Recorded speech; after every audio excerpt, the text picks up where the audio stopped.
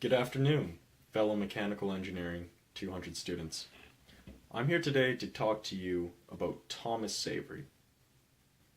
Now, ThomasSavery was born in 1650, Devonshire, England.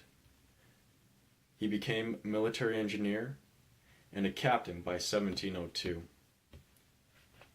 Little is known about his early life, but it is expected that in his free time it was spent doing mechanical experiments, because ThomasSavery was an inventor.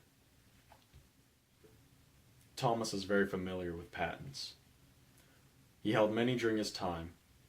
One was for polishing glass, one was for driving ships forward, and another for a very clean, efficient method of baking coal. But his most important patent came in 1698, when he patented the steam engine. It effectively triggered what we now know as the Industrial Revolution. Now, at the time, ThomasSavery likely didn't know that he started something so great. And the British government certainly didn't know either, because under his patent, it covered all devices that raised water by fire. Now, this obviously encompasses a very, very broad spectrum, and raising water by fire was the main way of using steam power throughout the entire Industrial Revolution.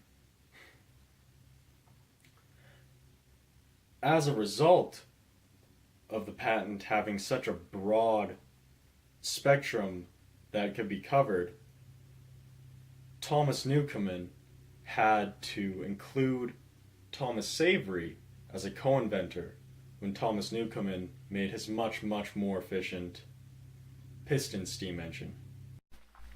Now, ThomasSavery's steam engine isn't the typical steam engine that you would think of today. It wasn't used to produce electricity, solely to raise water out of mines deep in England. It did so by filling a chamber full of steam. And once the chamber was filled with steam, the steam supply would be cut off and a water supply would be introduced into this chamber.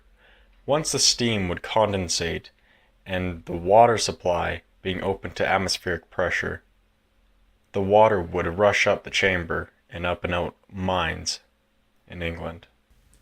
Now, unfortunately for Savery, his device was never used for its intended purpose, as it was only able to raise water about 84 feet high, and most mines in England were 200 to 300 feet deep. It was not practical to use his device to pump water from the mines. Instead, it was used in commercial buildings and in fountains. And it was still very brilliant in that it had no major moving parts, and it was the first time the energy of steam had ever been harnessed by mankind.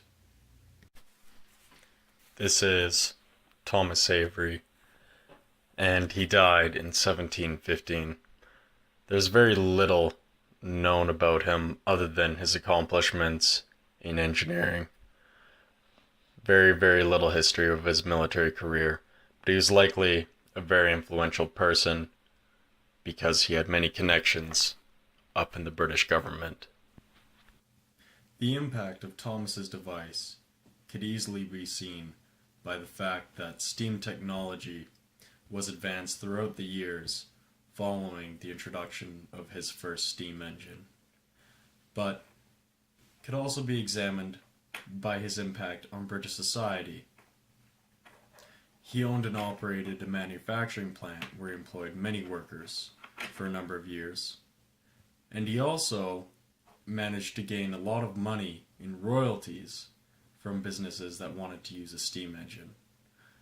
Companies were quoted at paying £450 per year, and in one particular case, a company was paying £200 per year and also half of their net annual profit.